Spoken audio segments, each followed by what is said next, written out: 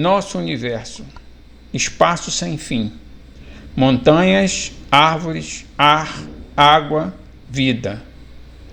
Quando olhamos para o céu, o que vemos é um vasto cosmos cheio de galáxias, estrelas, planetas.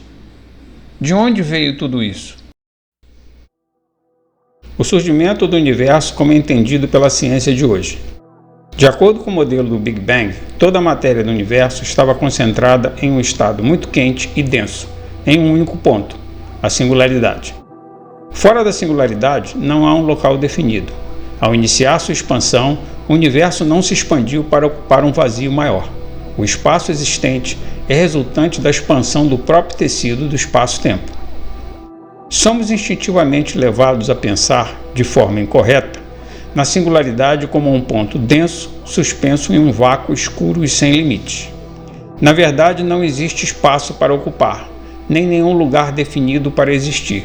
Não existe escuridão ao redor da singularidade. A própria noção de espaço é inaplicável, e a singularidade existe sem nenhum contexto circundante.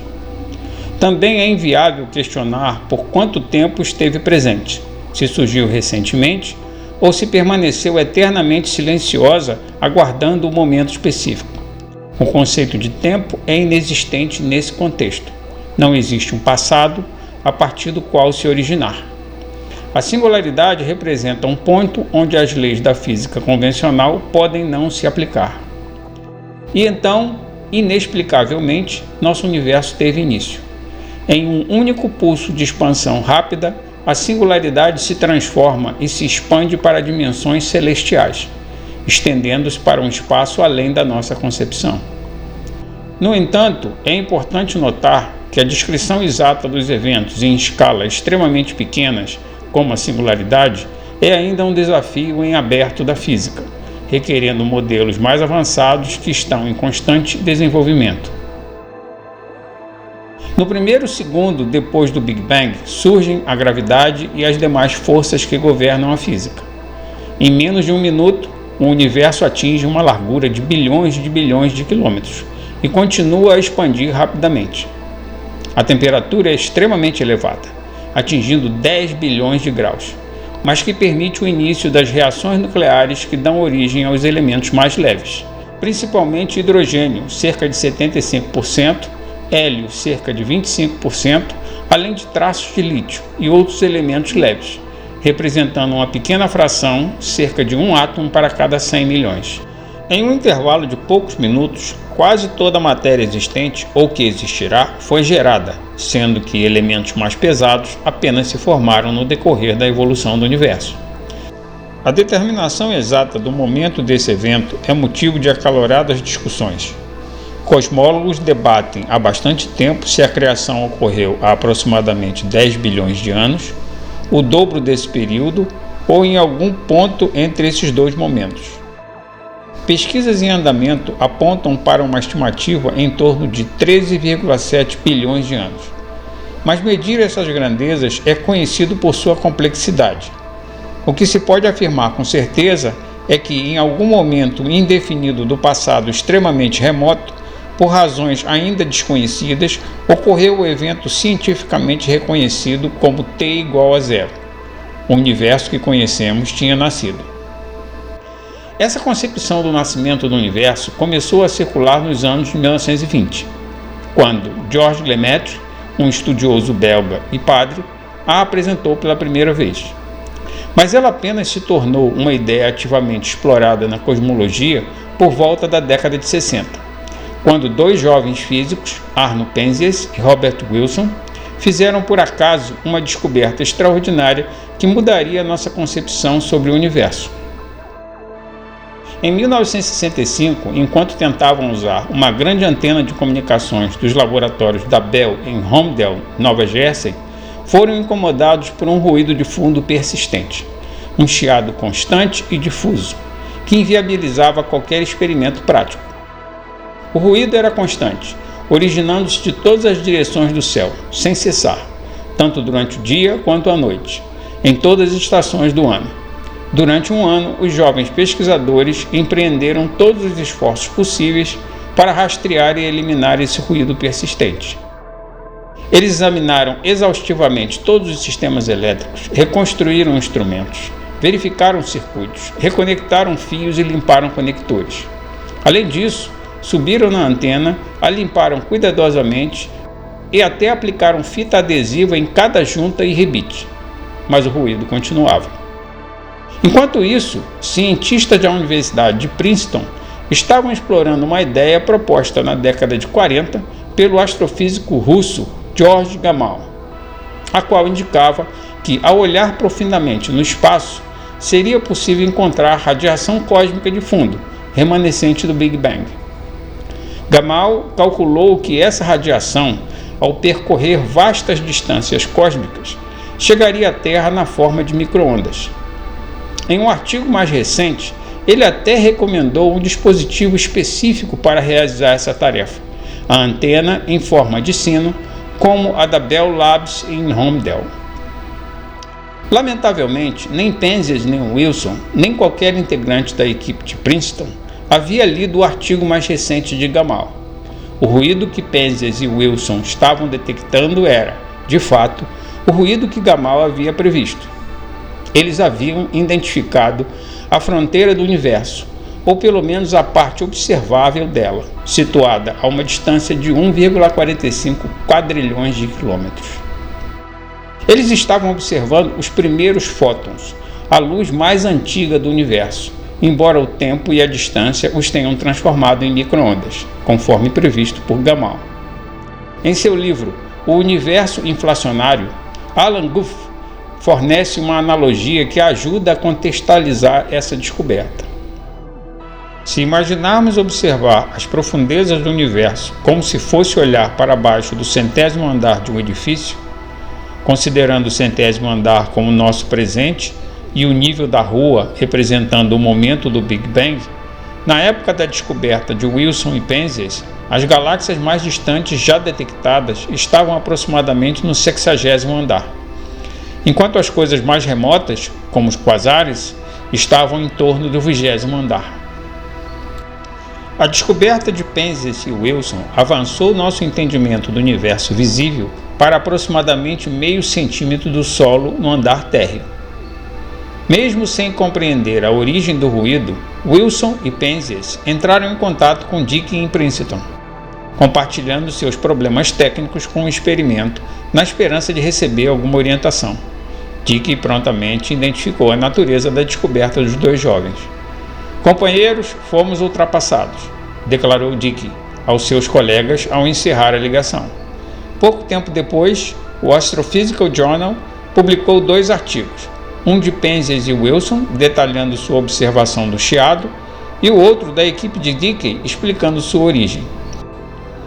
Embora Penzias e Wilson não estivessem intencionalmente procurando pela radiação cósmica de fundo, não soubessem sua natureza quando a encontraram e não a tivessem analisado ou interpretado completamente em nenhum artigo, foram agraciados com o Prêmio Nobel de Física de 1978. Os pesquisadores de Princeton receberam apenas simpatia. Conforme Dennis Overby, em Corações Solitários do Cosmos, Penzias e Wilson só compreenderam plenamente a significância de sua descoberta ao lerem sobre ela no New York Times. Vale destacar que a interferência da radiação cósmica de fundo é uma experiência que todos nós já experimentamos. Ao ajustar sua televisão para um canal sem sinal, cerca de 1% do ruído estático exibido na tela é atribuído a esse remanescente antigo do Big Bang. Apesar de comumente chamado de Big Bang, muitos textos alertam para não concebê-lo como uma explosão no sentido convencional. Na realidade, foi uma expansão abrupta em escala grandiosa. A causa desse evento é alvo de especulações. Uma teoria sugere que a singularidade poderia ser um vestígio de um universo anterior, que entrou em colapso, implicando que o nosso é apenas parte de um ciclo contínuo de universos que se expandem e colapsam, comparável com um balão de gás. Outros atribuem o Big Bang a um fenômeno denominado vácuo falso, campo escalar ou energia de vácuo, um fenômeno desconhecido que teria introduzido uma instabilidade no nada e que resultou no Big Bang. Pode parecer impossível que algo surja do nada, mas a existência do universo anteriormente inexistente é uma clara evidência de que tal fenômeno é possível. Uma hipótese sugere que nosso universo faz parte de um conjunto de muitos universos, mais amplos, alguns em dimensões distintas, com eventos semelhantes ao Big Bang ocorrendo constantemente em diversas localidades. Outra possibilidade é que o espaço e o tempo possuíam formas completamente diferentes antes do Big Bang, formas tão distintas que são inimagináveis para nós. O Big Bang, então, poderia representar uma fase de transição em que o universo evoluiu de uma forma incompreensível para uma que quase conseguimos conceber. A teoria do Big Bang não se trata da própria explosão, mas do que aconteceu depois dela. Através de rigorosos cálculos matemáticos e observações minuciosas em aceleradores de partículas, pesquisadores acreditam ser possível retroceder até 10 elevado à potência de menos 43 segundos após o momento da criação do universo. Nessa fase, o universo era tão minúsculo que apenas um microscópio seria capaz de detectá-lo. Pode ser pertinente apreciar a grandiosidade incalculável e surpreendente desses valores. Assim, 10 elevado à potência de menos 43 equivale a 0 ponto seguido de 884 zeros. O que sabemos sobre os primeiros momentos do universo é fundamentado em uma teoria chamada Teoria da Inflação, proposta inicialmente em 1979 por Alan Guth, um jovem físico de partículas na época em Stanford e atualmente no MIT. Aos 32 anos, Alan Guth, até então sem grandes realizações, teve sua inspiração para a teoria da inflação após assistir a uma palestra sobre Big Bang, ministrada por Robert Dicke. Esse evento despertou o interesse de Guth pela cosmologia, especialmente pelo início do universo. A teoria da inflação resulta desse interesse. Propõe que em um breve momento após o início da criação, o universo passou por uma expansão dramática e rápida. Durante esse processo de inflação, o universo cresceu exponencialmente, dobrando de tamanho a cada 10 elevado à potência de menos 34 segundos. Embora tenha durado possivelmente menos de 10 elevado à potência de menos 30 segundos, equivalente a 1 milhão de milhões de milhões de milionésimos de segundo, essa breve fase transformou o universo de algo que poderíamos segurar na mão para algo pelo menos 10 trilhões de vezes maior. A teoria da inflação oferece uma explicação para as flutuações e padrões que possibilitam a existência do nosso universo. Sem ela, não haveria a formação de aglomerados de matéria, resultando na ausência de estrelas, deixando apenas gás disperso na escuridão eterna. De acordo com a teoria da inflação cósmica proposta por Guth, a gravidade teria emergido nos estágios iniciais do universo, durante uma fase conhecida como inflação. Nesse período, uma expansão exponencial extremamente rápida teria ocorrido, contribuindo para a formação subsequente do universo observável. Partículas elementares como fótons, prótons, elétrons e nêutrons apareceram instantes depois. Em um único momento, nosso universo surgiu, apresentando um diâmetro de pelo menos 100 bilhões de anos-luz, conforme previsto pela teoria, mas potencialmente de qualquer tamanho até o infinito. Ele ficou finalmente ajustado para possibilitar a formação de estrelas, galáxias e outros sistemas complexos. O notável, do nosso ponto de vista, reside em como todas essas condições foram favoráveis para nós. Se o universo tivesse se formado de maneira ligeiramente diferente, com a gravidade um pouco mais forte ou mais fraca, ou se a expansão tivesse ocorrido um pouco mais devagar ou mais rapidamente, não teríamos elementos estáveis para a nossa existência, nem para você, nem para mim, nem para a Terra onde estamos situados. Se a gravidade fosse ligeiramente mais forte, o universo poderia ter colapsado sem os parâmetros adequados para dimensões, densidade e componentes necessários. Se fosse mais fraca, nada se consolidaria, deixaria o universo permanentemente disperso. Isso levanta a possibilidade de muitos outros Big Bangs, ou multiverso, talvez trilhões ao longo do tempo eterno, e a sugestão de que existimos nesse universo em particular porque é o que poderia viabilizar nossa existência. Martin Rees, astrônomo real da Grã-Bretanha, propõe a ideia de muitos universos, possivelmente infinitos, cada um com diferentes atributos, e vivemos em um que combina condições propícias à nossa existência. Goff acrescenta que, embora a criação do universo possa ser improvável, não há registro de tentativas fracassadas. Se existirem múltiplos universos, cada um regido por um conjunto único de parâmetros, haverá um onde esses parâmetros específicos permitem a existência de vida, e é esse universo em que estamos.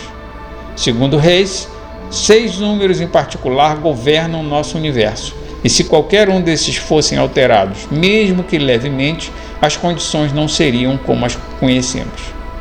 Por exemplo, para que o universo exista da forma que conhecemos, a conversão de hidrogênio em hélio durante a fusão nuclear que ocorre no núcleo das estrelas deve ocorrer de maneira relativamente precisa, controlada e equilibrada, especificamente convertendo 7 milésimos de sua massa em energia. Se aumentarmos levemente o valor para 8 milésimos, a reação seria tão intensa que o hidrogênio se esgotaria rapidamente. Se a conversão fosse menor que 7 milésimos, poderia resultar em uma produção de energia mais moderada. Em ambos os casos, um ajuste relativamente pequeno desses números impossibilitaria a existência do universo conforme o conhecemos. A magnitude do impacto dependeria também de outros fatores e das condições globais da estrela. A natureza complexa da fusão nuclear em estrelas torna difícil fazer previsões precisas com base apenas em variações na taxa de conversão. Alguns pesquisadores postulam que, a longo prazo, a gravidade pode eventualmente tornar-se excessivamente forte. Em um cenário, isso levaria à interrupção da expansão do universo, resultando em um colapso que culminaria em outra singularidade, possivelmente reiniciando o processo. Por outro lado, se a gravidade for muito fraca, o universo continuará se afastando indefinidamente, efeito da energia escura ainda sob estudo, eventualmente tornando-se um espaço vasto, mas inerte e inativo, com interação materiais impossíveis devido a distâncias extremas. A terceira possibilidade é que a gravidade esteja perfeitamente ajustada, atendendo à densidade crítica, o termo cosmológico para isso. Nesse caso, ela manterá o universo coeso nas dimensões apropriadas, permitindo que as interações prossigam indefinidamente. Os cosmólogos referem-se a isso como o efeito Goldilocks, indicando que as condições estão perfeitamente adequadas.